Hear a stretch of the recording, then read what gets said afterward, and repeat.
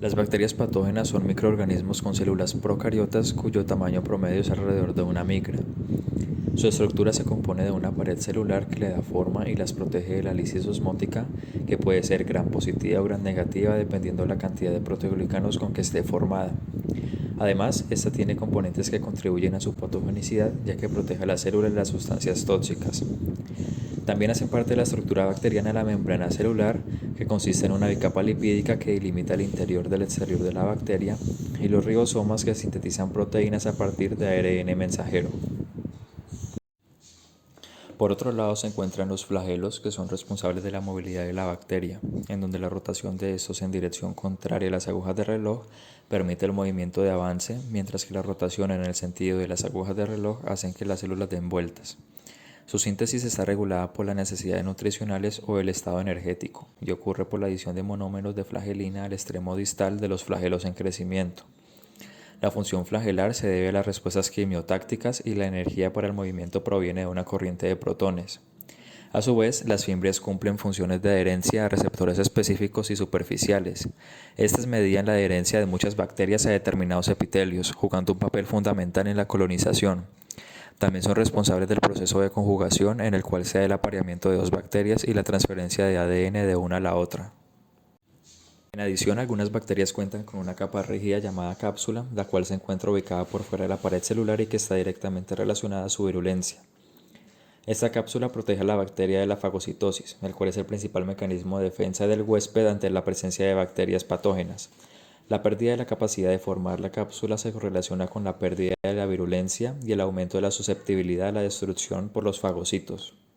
El material genético de estas bacterias, el cual es circular enrollado sobre sí mismo, se compone de una doble hélice de cadenas helicoidales formadas por purinas y pirimidinas. Una molécula importante presente en el material genético de las bacterias son los plásmidos, los cuales son secuencias cortas de ADN circular bicatenario. Son los encargados de brindarle a la bacteria ventajas selectivas como resistencia a los antibióticos, nuevas capacidades metabólicas y nuevas capacidades patogénicas al codificar factores de virulencia como las toxinas. En cuanto a su nutrición, las bacterias pueden obtener su alimento de distintas maneras y dependiendo de esta se clasifican en diferentes grupos. Por ejemplo, las bacterias litótrofas son aquellas que requieren sustancias inorgánicas, mientras que las organótrofas requieren compuestos orgánicos. A su vez, estas bacterias se pueden clasificar en autótrofas, las cuales sintetizan sus materiales a partir de sustancias inorgánicas sencillas, o heterótrofas, aquellas cuyas fuentes de carbono es orgánica. Dichos nutrientes pueden ser macronutrientes, como el carbono, el nitrógeno y el oxígeno, o micronutrientes como el fósforo, el potasio y el azufre. En cuanto a su nutrición, una vez estas bacterias obtienen sus nutrientes, realizan el proceso de catabolismo, en el cual obtienen energía para realizar su movimiento y a su vez energía para su desarrollo celular. Seguido a esto, ocurre un proceso de anabolismo, donde se sintetizan nuevamente moléculas como las proteínas que se necesitarán en un futuro para realizar procesos de regeneración o de división. Ahora bien, el ambiente de gran parte de las bacterias patógenas está adecuado en un rango de temperatura entre los 20 y los 45 grados Celsius, aunque también hay algunas que pueden crecer en temperaturas mayores. Entre más alta sea la temperatura óptima de crecimiento, mayor será su termoresistencia. Además, estas bacterias crecen normalmente en ambientes con alta actividad de agua y prefieren ambientes con un pH entre 4 y 9. Tanto la temperatura como el pH del ambiente pueden afectar la velocidad de crecimiento, las exigencias nutricionales y la composición química y enzimática de las bacterias. Otro factor determinante en el desarrollo de las bacterias patógenas es la interacción con otros microorganismos u especies. Las bacterias con frecuencia se benefician de cooperar unas con otras, ya sea de manera superficial o coordinada, llegando al punto de incluso unirse para obtener alimento cuando los recursos escasean. En la imagen se pueden apreciar colonias de Myxococcus santus formando cuerpos fructíferos para preservar nutrientes debido a la escasez de los recursos. Sin embargo, la interacción con otros microorganismos también puede ser competitiva y en el caso de las bacterias patógenas, la interacción con otras especies puede llegar a ser parasitaria, donde se benefician a la par que afectan al otro organismo. Estas bacterias dañan a su hospedero de varias maneras, como sería invadir tejidos, producir toxinas o causar daños directamente a las células hospededoras. La Escherichia coli, que se observa en la imagen, es una de las bacterias patógenas más comunes. Por lo general tiene una interacción comensalista con nuestro cuerpo, pero en ocasiones puede actuar de forma patógena infectando células del cuerpo y causando diarrea hemorrágica, A veces puede causar incluso insuficiencia renal y hasta la muerte. Sin embargo, Inicialmente es clave mencionar que el cuerpo humano presenta una gran superficie cutánea y mucosa por la que entra en contacto con el medio ambiente. En esta superficie existen diversos sectores donde residen microorganismos con diferentes características de humedad, temperatura, pH y disponibilidad de nutrientes. La flora humana normal es el conjunto de gérmenes que conviven con el huésped en estado normal, sin causar la enfermedad. Su composición es característica para la especie humana, tanto en los gérmenes que la componen como en su número y distribución en el organismo. Su importancia es que esta flora normal, desde diversos puntos de vista, representa un mecanismo de defensa en el huésped. Tipos de patógenos. Un patógeno es un parásito que produce daño al hospedador y puede producir enfermedad. Se clasifica en diversos factores, como por su capacidad de virulencia y el hospedador. Los patógenos que tienen capacidad de producir daño pueden ser patógenos oportunistas y patógenos primarios. Patógenos oportunistas. Microorganismo normalmente no patógeno y que solo produce una infección cuando las defensas del huésped están disminuidas o como resultado de varios factores iatrogénicos o nosocomiales. Es decir, si las características del hospedador cambian, pueden ocasionar daño, ya sea un hospedador con inmunodepresión por leucemia, linfoma, sida o que esté hospitalizado. Además, son una fuente mayoritariamente endógena, están quietos en nosotros hasta que ocurre algo, es decir, lo de la alteración de la inmunidad o que la persona entra a una clínica por hospitalización. El principal mecanismo de transmisión de estos microorganismos se produce a través de las manos del personal sanitario que se coloniza cuando entra en contacto con pacientes que a su vez ya están colonizados. Patógenos primarios. Siempre que entran en el organismo producen patología, provocan enfermedad clínica. Son quienes producen infecciones y enfermedades infecciosas en personas sanas.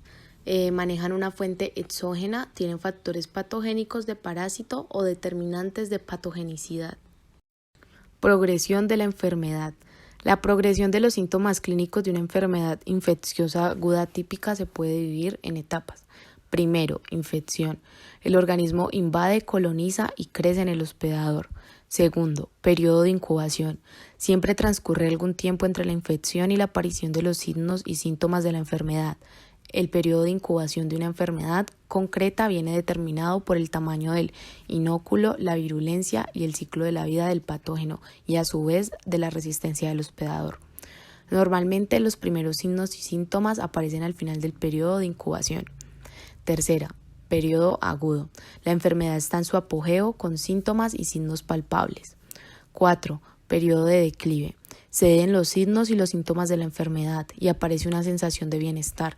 El periodo de declive puede ser rápido, en cuyo caso el declive se produce por crisis o puede ser más lento a lo largo de varios días o por lisis. 5. Periodo de convalecencia. El paciente recupera fuerzas y vuelve a la normalidad. Transmisión de las enfermedades infecciosas. El modo de transmisión del patógeno puede guardar relación con su hábitat preferido en el cuerpo. Los patógenos se pueden clasificar por su mecanismo de transmisión, pero todos los mecanismos tienen 3 etapas en común. Primero, salida del hospedador. Segundo, viaje. Y tercero, entrada en un nuevo hospedador. La transmisión del patógeno se puede llevar a cabo tanto por mecanismos directos como indirectos. En el primero, transmisión directa de hospedador a hospedador. Esta se produce cuando un hospedador infectado transmite una enfermedad directamente a un hospedador vulnerable sin que medie un hospedador intermedio ni un objeto transmisor. Algunos patógenos son muy sensibles a factores ambientales como la sequedad y calor y son capaces de sobrevivir durante periodos de tiempo significativos lejos del hospedador. Entre estos patógenos transmitidos solo mediante un contacto mínimo entre personas, como puede ser el intercambio de líquidos corporales durante una relación sexual, se encuentran los responsables de enfermedades de transmisión sexual, entre ellas sífilis y la gonorrea. Transmisión indirecta de hospedador a hospedador. La transmisión indirecta de un agente infeccioso puede verse facilitada por portadores vivos o inanimados. Los portadores vivos que transmiten patógenos se llaman vectores. Por otro lado, los sujetos inanimados que, contaminados con un patógeno viable, pueden transferir el patógeno a un hospedador se denominan fómites. Estos son como un tipo de vehículos que transportan el patógeno de un hospedador a otro. A continuación se van a dar unos ejemplos de unas bacterias que son patógenos oportunistas o primarios. La primera, E. coli, a pesar de que esta enterobacteria forma parte de la microbiota normal, puede llegar a comportarse como patógeno oportunista y a su vez primario. La virulencia parece incrementarse cada vez que el patógeno pasa de un paciente a otro. Los patógenos se replican en un hospedador y por descuido se transfieren a otro a través de los profesionales sanitarios o de objetos tales como la ropa, cama sucia y muebles. También uno de los principales mecanismos de transmisión de estos organismos se produce a través de las manos del personal sanitario. Existen algunos tipos de enfermedades causadas por este patógeno, los cuales se mencionarán a continuación. E. coli enterotitsigénica, ECET, es el principal causante de la diarrea del viajero. Se transmite a través del agua y la comida y requiere un gran inóculo, es decir, gran cantidad de patógeno para causar patogenicidad. Es un cuadro autolimitado, es decir, se resuelve en 3 días por sí solo. En segundo tenemos E. coli enteropatogénica. Se transmite de persona a persona y es la principal causa de diarrea, moco y vómitos en niños en países subdesarrollados. Su factor de virulencia principal es la proteína intimina tirosina que destruye el borde en cepillo del intestino. Y en tercera tenemos E. coli enterohemorrágica, se transmite por alimentos, agua y de persona a persona. Requiere un bajo inóculo y es la principal causa de diarrea hemorrágica y dolor intenso. Dura de 2 a 14 días. Puede complicarse provocando el síndrome hemolítico urémico, SHU, que en algunos casos es letal. Otro ejemplo, pero en este caso de un patógeno oportunista, es la Neisseria. Es una cocacia gram negativa que se agrupa en pares, diplococos, con lados adyacentes aplanados y apariencia de granos de café. Se considera un patógeno humano que puede crecer y multiplicarse en las mucosas, incluyendo el cérvix, útero y trompas de falopio en las mujeres, así como en la uretra masculina, aunque también puede encontrarse en la boca, faringe y ano. Esta bacteria causa la gonorrea, una infección altamente contagiosa, casi exclusivamente de transmisión sexual. Su diagnóstico se puede desarrollar a partir de la tinción de grande frotis de exudados uretrales de hombres y mujeres, ya que la presencia de diplococos gram negativos en el interior de los neutrófilos es característico de esta enfermedad. Dentro de los tratamientos se encuentran las vacunas polivalentes. Estas producen una mayor actividad en la fagocitosis, en el incremento de las inmunoglobulinas y en la producción de los linfocitos T. Además, tienen un efecto sobre las citocinas, disminuyendo las infecciones por medio de los mecanismos anteriormente descritos. A continuación se encuentran los fármacos antimicrobianos. Estos son compuestos que matan microorganismos en el hospedador o controlan su crecimiento. Son eficaces porque tienen toxicidad selectiva, es decir, que inhiben o matan los agentes patógenos sin causar daño al hospedador. Se clasifican según su estructura molecular, mecanismo de acción y espectro de actividad antimicrobiana. Y finalmente se dividen en 2 grandes categorías, en los sintéticos y en los antibióticos. Los fármacos antimicrobianos sintéticos comprenden los análogos de factores de crecimiento y las quinolonas, las cuales se hablará más adelante. Los análogos son estructuralmente semejantes al factor de crecimiento, pero debido a las diferencias sutiles, estos logran alterar de una manera significativa el metabolismo de la bacteria. Las sulfamidas fueron los primeros análogos de factores de crecimiento de uso difundido que inhiben específicamente el crecimiento bacteriano. La sulfanilamida, la sulfamida más sencilla, bloquea la síntesis del ácido fólico e inhibe de este modo la síntesis de ácidos nucleicos. Otro análogo es la isoniazida. Esta interfiere con la síntesis de ácidos micólicos, el cual es un componente de la pared celular de las micobacterias. Por esta razón, es el fármaco más eficaz utilizado en el control y tratamiento de la tuberculosis. En esta imagen se puede apreciar la semejanza estructural entre la sulfanilamida y el ácido paraaminobenzoico, el cual es un precursor del ácido fólico, importante para la síntesis de ácidos nucleicos. Las quinolonas alteran el metabolismo bacteriano al interferir con la DNA girasa e impedir el superenrollamiento del DNA. Debido a que la DNA girasa se encuentra en todas las bacterias, las fluoroquinonas son eficaces para tratar infecciones tanto para bacterias gram positivas como gram negativas. Algunos ejemplos de quinolonas son el ciprofloxacino, que se utiliza normalmente para tratar infecciones en las vías urinarias, y la moxifloxacina, que es eficaz para el tratamiento de la tuberculosis. Por otra parte, se encuentran los fármacos antimicrobianos naturales o comúnmente reconocidos como los antibióticos. Estos son agentes antimicrobianos que son producidos por una gran variedad de bacterias y de hongos. y tienen la funcionalidad de inhibir o matar otros microorganismos.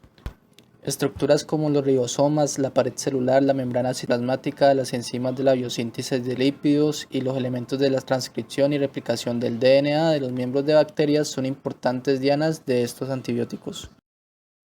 Los antibióticos betalactámicos son inhibidores de la síntesis de la pared celular y entre ellos se encuentran varios de importancia médica como las penicilinas y las cefalosporinas. Estos antibióticos comparten un componente estructural como su nombre lo indica, el cual es el anillo betalactámico característico. Dentro de las penicilinas cabe resaltar que las modificaciones de la penicilina G han permitido que éstas sean eficaces contra las bacterias gram negativas, las cuales no lo eran antes. Además de que algunas de estas presentan resistencia a las betalactamasas, la cual es una enzima producida por diversas bacterias resistentes a la penicilina. Se presenta la estructura química de la penicilina natural junto a su anillo betalactámico característico y de las diversas modificaciones del grupo N-acilo que le permiten tener un amplio espectro de actividad y presentar resistencia frente a las betalactamasas. Las cefalosporinas difieren sutilmente de las penicilinas, más sin embargo tienen el mismo modo de acción, el cual consiste en unirse de manera irreversible a las transpeptidasas e impedir la formación de la red de peptidoglucano de la pared. Estas tienen un espectro más amplio de actividad que las penicilinas y además son más resistentes a las betalactamasas. Muchos de los antibióticos activos contra las bacterias también son producidos por organismos de este mismo dominio. Dentro de estos se encuentran los aminoglucosídicos que se dirigen a la subunidad 30S del ribosoma inhibiendo la síntesis de proteínas. Son generalmente eficaces contra bacterias gram negativas. Otro conjunto de antibióticos son los macrólidos, los cuales contienen anillos de lactona unidad de azúcares. Estos se dirigen a la subunidad 50S del ribosoma bacteriano e inhibe parcialmente la síntesis de proteínas, alterando diversas funciones celulares. Finalmente se encuentran las tetraciclinas que, al igual que los aminoglucosídicos, tienen la función de interferir con la subunidad 30S del ribosoma y así inhibir la síntesis de proteínas. Estos tienen un amplio espectro de actividad ya que inhiben la mayoría de las bacterias gram positivas y gram negativas. Por último, se puede observar la distribución de la producción mundial y el uso anual de los.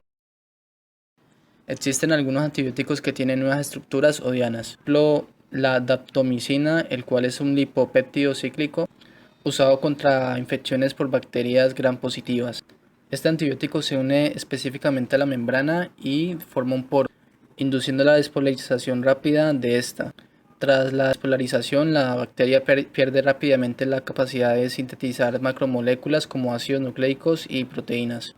Por otro lado está la platenzimicina, cuya acción es inhibir la biosíntesis de ácidos grasos, alterando así la biosíntesis de lípidos. Es generalmente eficaz contra las bacterias gram positivas. La multiresistencia bacteriana ha sido un problema de día a día que constituye un desafío grande para el campo de la salud. Esto obliga a optimizar el uso de antimicrobianos disponibles, así como realizar combinaciones sinérgicas de los mismos o no, pero que en cierta medida han demostrado eficacia. Como hemos visto anteriormente, las bacterias gram negativas generan resistencia a los betalactámicos gracias a la producción de betalactamasas. Dado el caso, varios antibióticos betalactámicos se pueden combinar con inhibidores de betalactamasas y así conservar la actividad antibiótica de microorganismos resistentes a estos antibióticos. Por ejemplo, la ampicilina se puede mezclar con ácido calmulánico, el cual se une de manera irreversible a la betalactamasa impidiendo la degradación de la ampicilina. Para finalizar, es clave la prevención de la resistencia antimicrobiana. En primera instancia, la vacunación resulta imprescindible para la prevención de enfermedades que puedan requerir tratamiento. Además, es necesario limitar y optimizar el uso de antimicrobianos, o dado el caso, utilizar el antimicrobiano más antiguo o el que sea específico al patógeno. Por otro lado, en cuanto a las infecciones, es fundamental reducir el contacto y la práctica de una buena higiene, para así romper la cadena de contagio.